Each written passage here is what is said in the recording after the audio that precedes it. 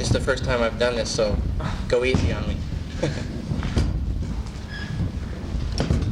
Any questions? You have no questions about this film. It's all very clear. Let's just wrap it up and go home. Yes. I'm really curious how you got American film as the Yeah. on a film like that, which is totally unusual. I'm curious about that too. I don't know how it came out. I made a short film with their Independent Filmmakers Grant program before I made this film. And on the strength of that, I was accepted at their center in Beverly Hills. And I worked on a feature script for the first year I was there, and that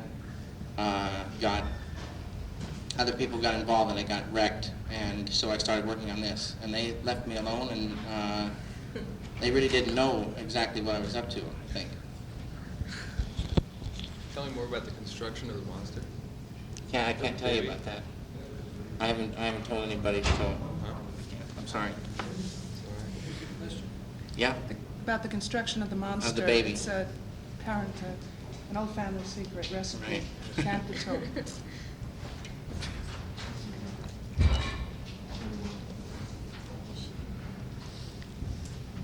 Any reactions?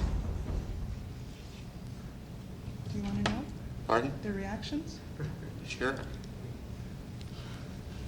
So, good, or what? Still kind of shocked. Yeah. Maybe we should have had these talks about a couple of days after the, what? What brought you about making a film like that? Well, I don't know. I just started getting these ideas, and they formed themselves together into this film, and this is what came out. What kind of ideas were you thinking? Well, I don't know how you all get ideas, but I got them in little pieces of ideas came floating in, and they formed together into larger chunks, and pretty soon a storyline would come about, and I started writing the film Is it and making it. total cost of the film? I can't tell you that either. Oh. Only the monster knows. Yes.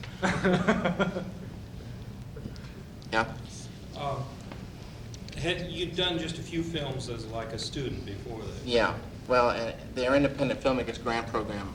This is I made short films before this. Yeah. I'm really impressed on how crafty you are in this film. Thank you very much. You know, like most student films aren't as well put together as this. I assume this is your first sort of like feature length? This is my first feature, right? Well, it's just really superb piece of filmmaking. I'm not so sure. It's not the kind of film that I really enjoy, but I mean, it's just Right. a superb piece I understand of that. filmmaking. Thank you very much. And I was wondering, did you have trouble with, I mean, why did you choose black and white? I mean, I could sort of see that. I mean, like, Well, I'm to glad me, you it's did a- at the end, you know. Yeah, it's a definitely, for me, a film that should be in black and white. Yeah. The mood, I love black and white. I love the mood that you get, and once more removed from reality, which this film, needs. What kinds of films do you enjoy watching? I mean, what kinds of filmmakers do you study, for instance? Well, I didn't go to too many movies, and I don't see that many films. I like the normal films that most everybody likes. Not any kind of weird films. I don't see too many films. Did you see Night of the Living Dead? I've never seen that. But people have, that always comes up, and other films come up with this film. How long did it take you to get this all together? About 5 years. Oh, sure. Yeah. Well, we ran out of money, and it took a lot of time to build things. And What kind of press reaction do you get on this sort of thing? there's not been a whole lot of press reaction. I'm up here right now. There's going to be some articles out in some of the papers in the area, but the film is relatively new out in the world, and it's been playing in New York since October, and it's just opened here in Berkeley about 3 weeks ago. It's been playing in San Francisco for about 16 weeks, and it's playing down in LA. It starts off very, very slow and then builds, and so far it's been building everywhere except DC. It fell off there, and they canceled out. Are you locked into a midnight movie? It looks like that, and in this film it's really good because it needs the overtime exposure. The regular run would have killed it for sure. So the midnight slot saves me in films like this. How do you feel about it? I feel real good about the film. You know, we worked for 5 years to get it to be this way. This is the way I wanted it. And it's been about 2 years since it was finished for me, and I'm working on another project now, so but I feel real good about this. What's your project about? I can't tell you about that. I'm just writing it, and it's just the Are you beginning. employed by the CIA? Yes? Shooting script and how long actual shooting? We were shooting for a full year, about a full year altogether. And there was a script, and then I storyboarded, everything as we went along, and then we worked like that. There was a lot of control, and we all, worked real closely together, and a lot of times we had to shoot things at least twice to get it right. We had a lot of lab trouble, we had a lot of camera trouble, we had a lot of money problems, things like that. Yeah. Could you maybe talk about your certain concerns about the film? Concerns about it? Yeah, like certain feelings you try to bring out in the film. I mean, Well, ideas you have about this feeling. the mood of the film, like, or the mood you mean in the film? Yeah, or, right. Well, I'm really interested in mood and sound and visual working together to get a feeling of mystery and a feeling of openness where you can sort of zoom out to areas that you don't normally go out into. And I like the strange, little areas that Eraserhead country, sort of is. And developing another world. There's rules, even though it's a strange place, there's rules that you go by, and you have to obey all these rules the moment you start, but everything has to feel right and make sense, even though it's so strange. So I really tried hard to the humor a certain way so they could go from humor to frightening or scary or strange. And In the bed scene with Nance and the voluptuous neighboring lady, were they supposed to be descending into a cup of milk? or white fluid, yeah. White fluid? Yeah. How did you go about writing this? How did I go about writing it? I mean, did you, It's real hard, you're going to see, to write something like this. There's very little dialogue, and it's, people, in other words, it wasn't a real long script. People would think I was sort of crazy or something, to say it was a feature-length film, or they wouldn't understand how, it was going to work out. It was mostly visual, and I couldn't describe the sounds and things like that, so it was difficult. That's why, for me, the American Film Institute really worked out well, because I would have had a whole lot of trouble raising money on the outside for this. Now, if this film, even if it didn't do anything more right now, it would help me get another project going in the same vein. At least they'd know, they could see this one and judge what the next one would be. How was it difficult to write something that didn't need words necessarily, like writing, I guess imagine writing the visuals. How would you go about, expressing? You can't. It's sound and picture are, to translate into words, you're going to miss a lot, Right. and so it missed a lot. If you read the script, after seeing the movie, you might see the things, but before, you would never see what, the film is. Yeah, that's what I mean. How would you write your ideas down about a visual sequence? It's not easy. I mean, Yeah. you just have to describe it as best you can and hope that you paint a picture in someone else's mind that will closely match it. Yeah. 3 questions, actually. One, actors, do you go more for mood or something like that in the actor, or do you place them plastically and try to shoot them that way? I don't quite understand. You Well, mean- you asked them more to get into a... Oh, I see. Yeah. mood, or you... We talk about mood, yeah, for sure, and feelings. And for Henry, we worked things out so that he was the kind of actor that he would go through things, and when he got it a certain way, he'd go through every single time and know every little teeny move. That was the kind of way we did it. However, whatever it took to generate a certain expression or a certain movement, that's what we try to do, so that he would understand it way inside, and when it come out, just that way. And then he got it down and was able to do it over and over again. Let me ask you about the characterization of Nance as Eraserhead, and then there was that scene in the basement when that was an actual pencil machine, or was that No, I just built that. Okay. And what does the idea of Eraserhead, and even going to the manifestation of actual pencils, what does that Well, symbolize Henry- or embody? He's real confused, and he's got a lot of troubles, and so this is a dream that he came up with, in his confused state. Yeah. So it doesn't, Well, I was just wondering whether the eraser part means that of loss of memory, loss of self, or whether it's just the rubberness that's a of it. very good interpretation. That's, that's real good. Do you know your sound man very I- well? Oh, yeah, he's one of my best friends. Yeah, because And it we- seemed like it was tight all the way through. Yeah, we worked together for a couple of months on the sound, and I worked with him before in my film I made before this. Yeah. His name is Alan Splett, and he's a fantastic technician, and we really had a lot of fun. Yeah. Yeah. What have you been doing? What have I been before doing? this? I mean, how did you evolve? Well, I went to art school and wanted to be a painter, and then I slowly got into film through animation. And the film I made before this was a short film called The Grandmother. It's part animation, part live action. And this has, very little animation, as you can see. So that's, I got in through painting. Where did you go? To school, Corcoran School of Art and the Boston Museum School and the Pennsylvania Academy of the Fine Arts. So I never graduated from any of them, but I went.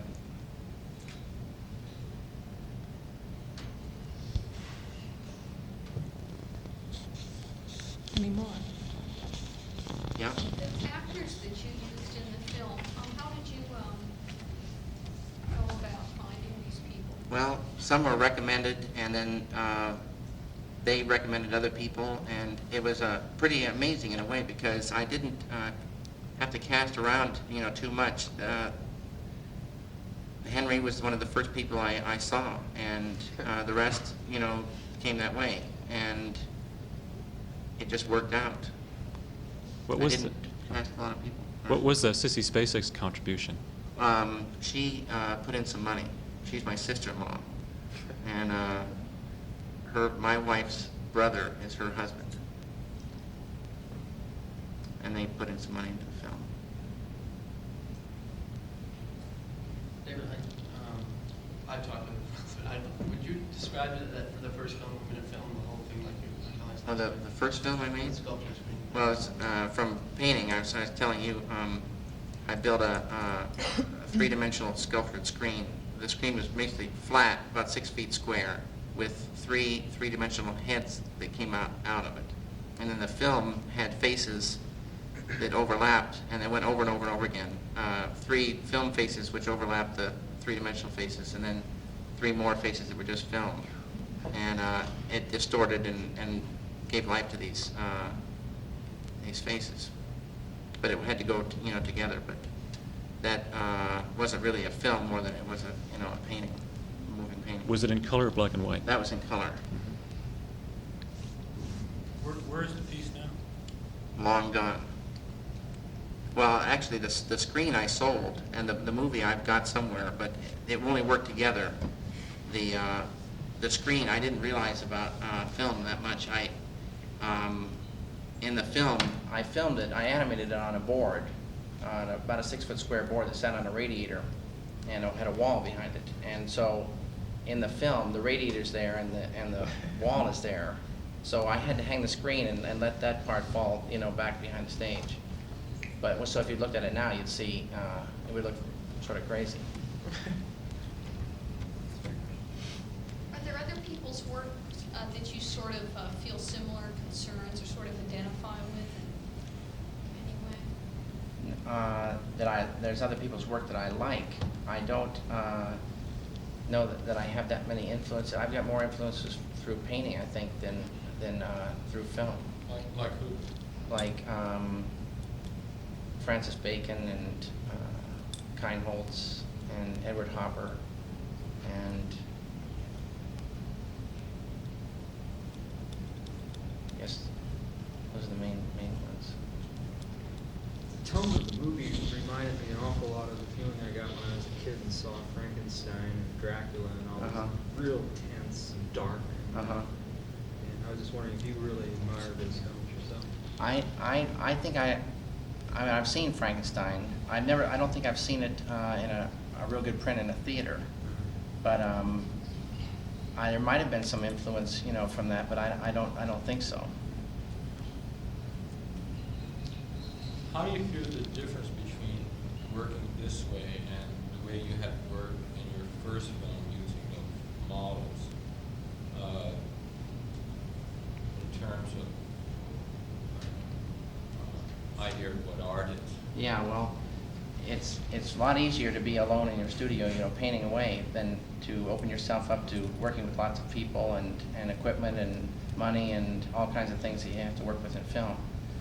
But the rewards are so much greater in film, that working with sound and picture both, and movement and time and all that, and a story, and the possibilities are just tremendous.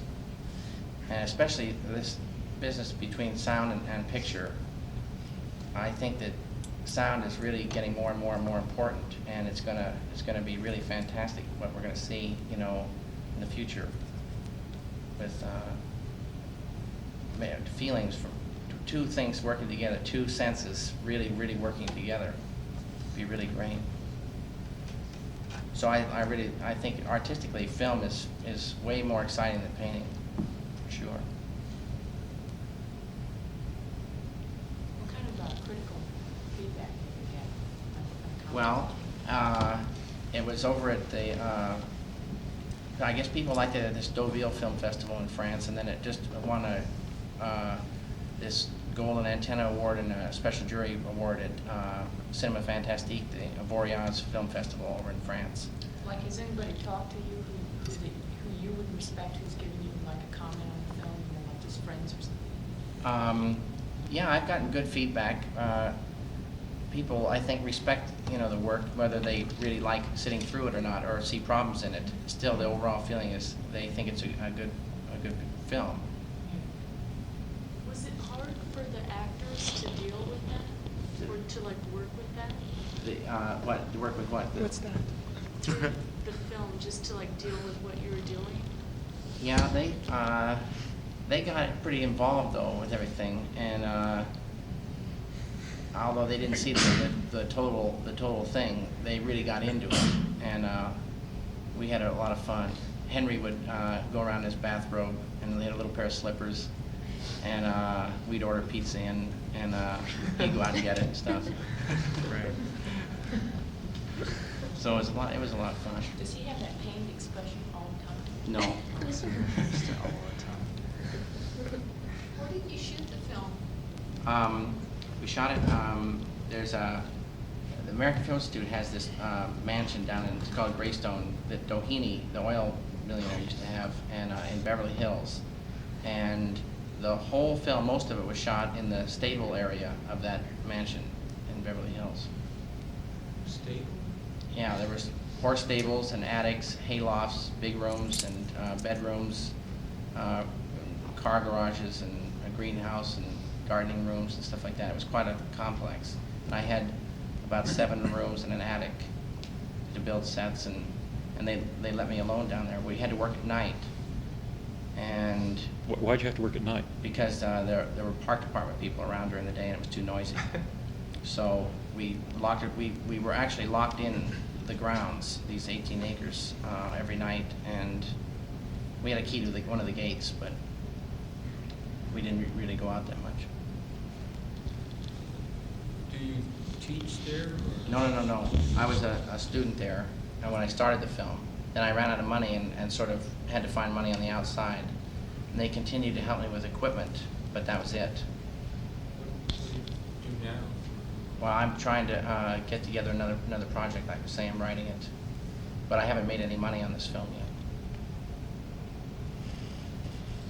I was delivering the Wall Street Journal part of the time I was working on this film. We'd be shooting, I'd have to leave and shoot my route, and then come back and shoot some more.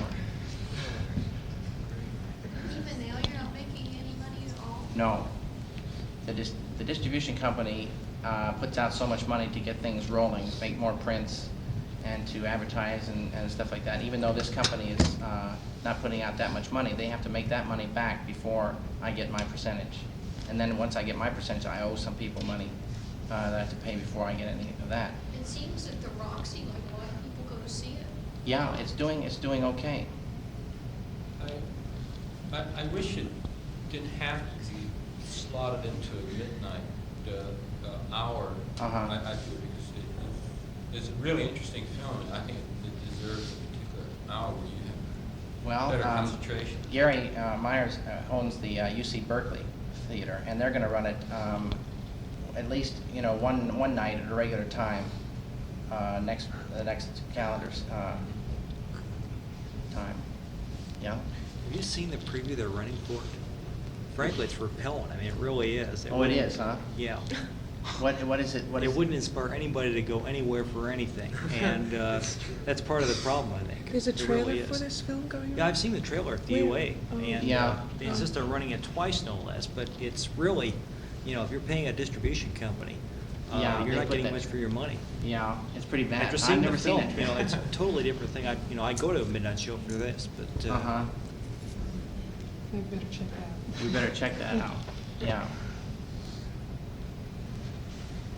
We're told they don't want to spend any money, the distributor doesn't want to spend any money.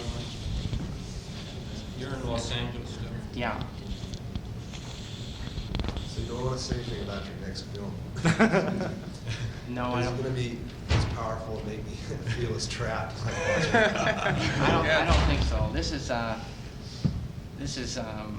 this one, and the next one will be different, and probably appeal to more people. And I don't know, it'll be strange, but not like this one is. Something of a Musical comedy. There might be some music in it.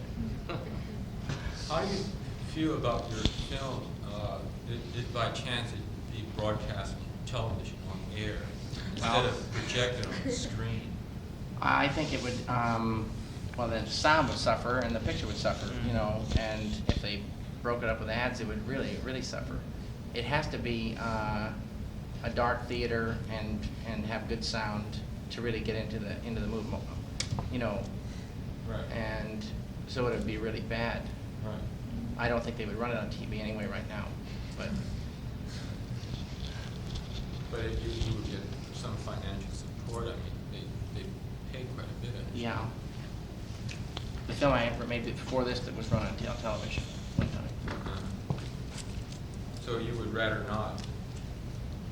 Yeah, I'd say I probably wouldn't want, but I mean, if the money was good, I'd probably sell out, do it. Where else is it playing right now? I assume New York, midnight. New Orleans, 2 places, I think, in Texas, Los Angeles, Berkeley, and San Francisco. And they've just recently gotten interest for other areas. I don't know if I haven't talked with them. I think they're making some deals for some more cities. Is it playing in Europe? There's a real lot of interest in France and England, but they haven't made any deals yet because they want to have it get stronger here before they deal with Europe. But the festival over there generated a lot of interest in it, so I think that some people want it, but How would they translate Eraserhead in French, I wonder? I don't know how to speak French, but it's tête de facer or something like that. Gomme. Tête de gomme. Yeah.